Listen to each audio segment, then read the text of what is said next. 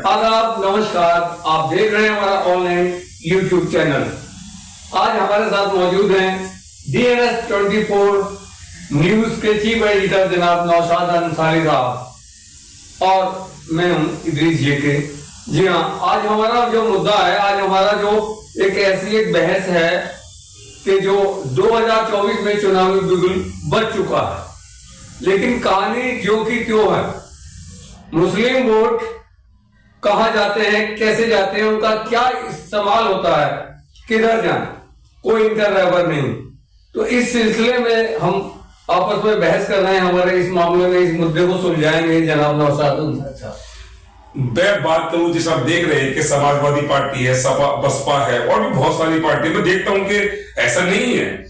पिछली बार भी 2019 के चुनाव में लगभग 10% मुस्लिम जो वोट बीजेपी को भी मिला था, लेकिन बात करूं मैं उनके हिस्सेदारी की तो कहीं भी नदारत है।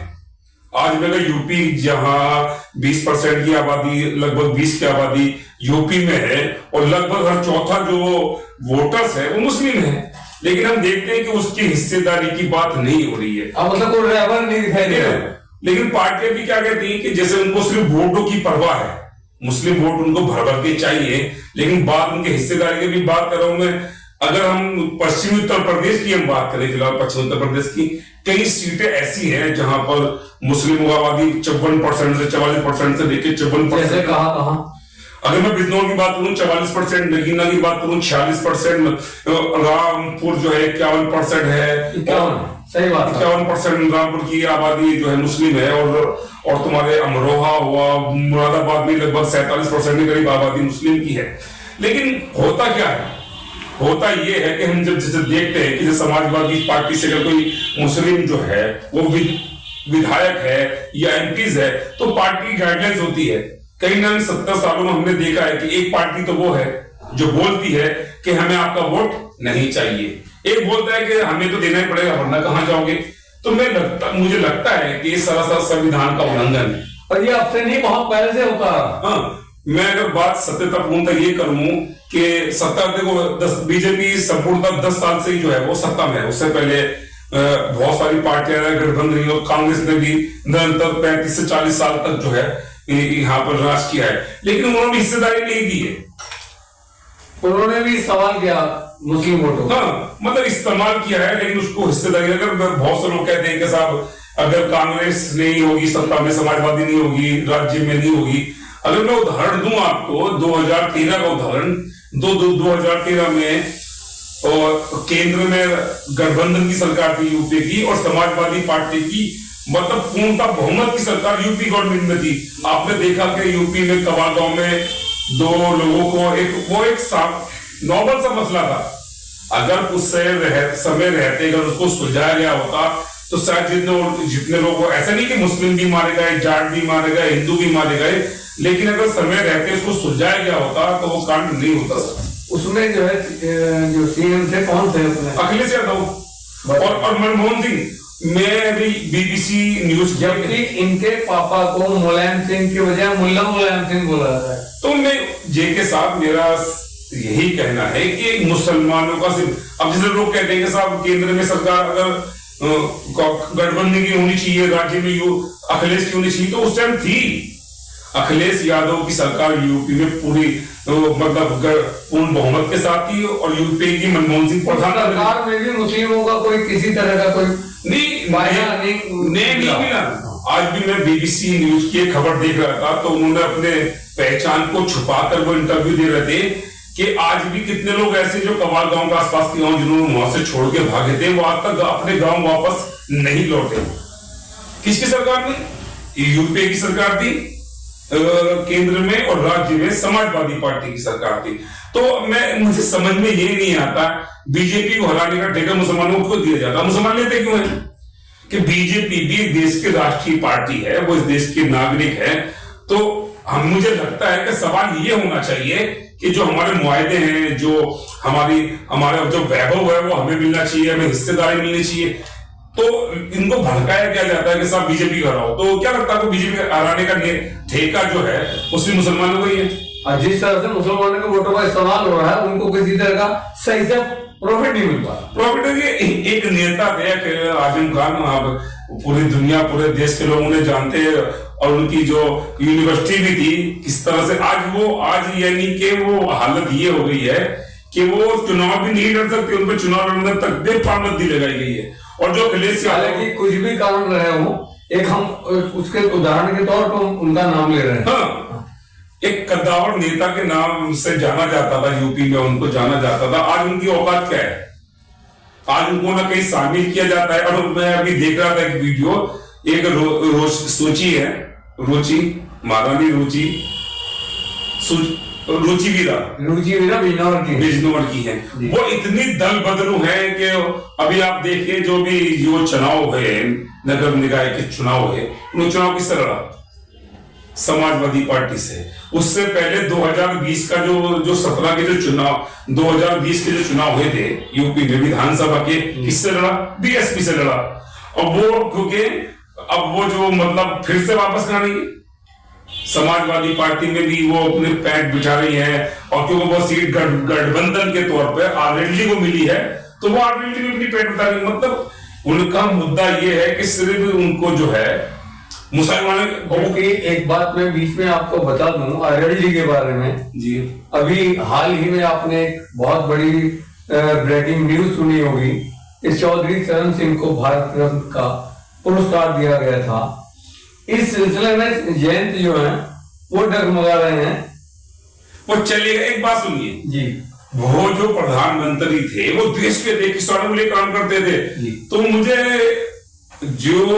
जो मतलब जो ऐसे लोग हैं, जो ऐसे वैभव, जो हमारे देश की चेतना है, जिन्होंने सबके लिए काम किया, इससे क्या फर्क पड़ता है? वो तो किसान उनको दिया गया ना भारत रत्न, तो अच्छा 9 साल में को नहीं दिया। हाँ, ये सोचने वाली बात है। 10 साल से पहले भी उनको मिलना चाहिए था। अच्छा, अचानक से ऐसी क्या चीजें? आज भी वही के हालात हैं, किसान अब भी फिर परेशान है। मतलब देखो, छला गया। मैं अगर बात करूं, एफएल की भी बात चल रही है, जैसे अगर बीजेपी सरकार ने कहा था, बीजेपी सरकार ने कि 2022 तक जो है किसानों की आय जो वो दुगनी होगी, और उसमें C2+ जोड़ा गया था। अभी एफएल है, अगर C2+ जोड़ दिया जाए तो सोचिएगा कितना बड़ा अमाउंट उनको देना पड़ेगा। अभी C2+ की तो सरकार ने C2+ को ज्वाइन नहीं किया है। और रंगनाथ मिश्रा जो जिनको उन्हें भी भारत रत्न मिला है, किसानों के लिए उन्होंने बहुत सारे काम किए हैं देश के अंदर, लेकिन उनकी रिपोर्ट को कौन लागू किया जाता है? और एक और बात बता दूं कि जो मशीनों द्वारा चुनाव किए जाते हैं, जो मशीनें हैं जिनको ईवीएम जो है, ईवीएम के लिए मैं बता रहा हूं, उसमें हमारे हाई कोर्ट के जो वो है महमूद प्राचा जी हैं, सुप्रीम कोर्ट के वकील है, और भी एक दो उनके साथ है, वो धरना प्रदर्शन भी कर रहे हैं। इसके बावजूद भी उनको किसी तरह की कोई उम्मीद ऐसी देखो ईवीएम में गड़बड़ी संभवतः जो सरकार, जो हमारा भारतीय निर्वाचन आयोग है, वो कई बार में स्पष्टीकरण भी दे चुका है। और मैं बात करूं कि तेलंगाना में चुनाव हुआ, कांग्रेस जीते, कर्नाटक में चुनाव, उससे पहले बीजेपी की सरकार थी, चुनाव कांग्रेस। ईवीएम मुद्दा नहीं, इसको बनाया जा रहा है, लेकिन सत्यता ये है कि कई बार जो है पंजाब में इसका उदाहरण मिला है। वहां जो इलेक्शन नहीं, देखो कोर्ट ने वहां से वोट मंगा के गिनती की, और गिनती में जो है वो आम आदमी पार्टी जीत गई। मैं सत्यता ये कहना चाहता हूँ, जैसे अभी हम बात कर रहे थे मुसलमानों के मुद्दे से हम भटक रहे हैं, किसानों की मैं बात कर रहा हूँ, जैसे आप किसान की बात कर रहे हैं कि चौधरी चरण सिंह को भारत रत्न का अवार्ड दिया गया, और वो बहुत जमीन से जुड़े हुए नेता थे, और उन्होंने हमेशा, लेकिन जो हालत स्थिति आज किसानों की है, आज उनकी आत्मा वो देख रही होगी उन किसानों की हालत, तो क्या उससे भारत से खुश होंगे? नहीं, खुद नहीं, उन्हें किसी तरह का आघात पहुंचा। तो लेकिन जरूरी है कि आज मैं समाजवादी पार्टी जो स्पष्ट अभी देख रहे हैं कि मायावती जो है ना, अभी वो साइलेंट मोड में है। वो क्योंकि उनकी लगभग जो सांसद हैं, लगभग 9 सांसद, तो उनकी जो पिछली बार समाजवादी पार्टी के साथ 2019 में चुनाव लड़े थे, और 10 सीट लगभग जो उससे पहले वो 0 पे थे, गठबंधन के साथ ये हुआ। और अभी भी उनकी कोई जमीन नहीं है, विधानसभा में उनका मात्र एक ही विधायक है। इतनी बड़ी पार्टी जो 4 बार की मुख्यमंत्री रही हो, फिलहाल उनका एक ही विधायक है। और मैं जो बात करना चाहता हूँ यूपी की सारी पार्टी, मैं वहीं पे आ रहा हूँ कि जिस तरह मुस्लिमों के वोट का इस्तेमाल होता है, मुस्लिमों को किसी तरह का फायदा भी पहुंचना चाहिए, इसके बारे में आप हमारी बात सर मैं ये कहना चाह रहा हूं कि मतलब जैसे देखिए आप कि अभी आप देखिए ईवीएम कोई खुली, उसमें 1000 वोट मुसलमानों के, 2000 हिंदुओं की और दलित के वोट, और जब ईवीएम खुलता है तो उसमें क्या होता है कि भाई इतने बीजेपी को मिले, इतने कांग्रेस को मिले, 10 में ये तो नहीं बात है किसने किसको वोट दिया। तो लोकतंत्र की खूबसूरती ये है कि मुझे लगता है कि आज 70 सालों में सिर्फ मुसलमानों को छला गया है। और वो दरी, जैसे एक मुहावरा आपने सुना होगा जय साहब, ये मुसलमान जो है वो सिर्फ दरी बिछाने का काम करते हैं। तो मुझे लगता है उनसे कहना चाहता हूँ कि वो अभी भी चाहे तो 2024 उनके सामने है, अपने हकूक के लिए लड़ सकते हैं, अपनी चीजों के लिए वो लड़ सकते हैं ताकि उनको मिले। लेकिन लगता है देखिए ना 44% की आबादी वाला बिजनौर आज तक एक भी सांसद मुस्लिम नहीं बना, क्यों क्या वजह है? वजह एक है, एक इंग्लिश का लास्ट चल रहा है हमारा, इंग्लिश का एक वर्ड है यूनियन इज इट स्ट्रेंथ, एकता में शक्ति है, और यही पे आके मामला जो है डाउन हो रहा है। आप 2% की बात करते हैं, आप 5% जाट की बात करके देखिए ना, जाट जो है वो आबादी का 5% है। अखिलेश यादव कितने सीट दे रहे थे? 7 सीट दे रहे थे, और जो आबादी 20% है उनको कभी नहीं। अभी भी देखिए ना, कांग्रेस को 17 सीटें मिली है, मात्र 2 मुस्लिम उम्मीदवार उन्होंने उतारे, सिर्फ मात्र 2, 19 17 सीटों में से एक तो टिकट इमरान मसूद जो सहारनपुर से उनको टिकट दिया गया, और एक शायद अभी जो दानिश अली जो है, जो बीएसपी से सांसद थे, वो छूट के अमरोहा के लिए, तो अमरोहा सीट भी जो है कांग्रेस के पास आई है। तो सत्यता यही कहना चाहता हूं कि आज जो मुसलमानों को छला जा रहा है, क्योंकि हम देख पत्रकार में बनी चाहिए, लेकिन कहीं ना कहीं दिखता है, लोग हमारे पास कमेंट भेजते हैं, लोग कहते हैं इस बारे में बातचीत नहीं करते। आपने परसेंटेज की बात करी है, हम लास्ट में इसको मामले को बिल्कुल डिएन कर रहे हैं अपने इस बहस का कि 2% सरदार है, वो अपना पूरे हमारे हिंदुस्तान में असर दिखा रहे हैं, लेकिन हम लगभग 30-35% होने के बाद 20 होने के बावजूद भी कुछ नहीं कर पा रहे हैं, और डिवाइड हो रहे हैं, आपस में बढ़ रहे हैं, और सबको चाहिए कि इस तरफ ध्यान दें। लास्ट में आप जो भी कहना चाहते हैं बस। सर मैं ये कहना चाहता हूँ, उस पर मैं एक उदाहरण और दूंगा 2 मिनट के लिए, वो भी आप अभी भी मुझे इस बात पे यकीन नहीं होता है। पाकिस्तान में एक ऐतिहासिक मंदिर था, उसको कुछ लोगों ने तोड़ दिया, क्योंकि सबसे जरूरी देखिए नौशाद भाई, मैं पाकिस्तान की बात ना उदाहरण में चाहता हूँ पाकिस्तान का, क्योंकि अच्छा मेरी हमारा कोई मतलब नहीं है।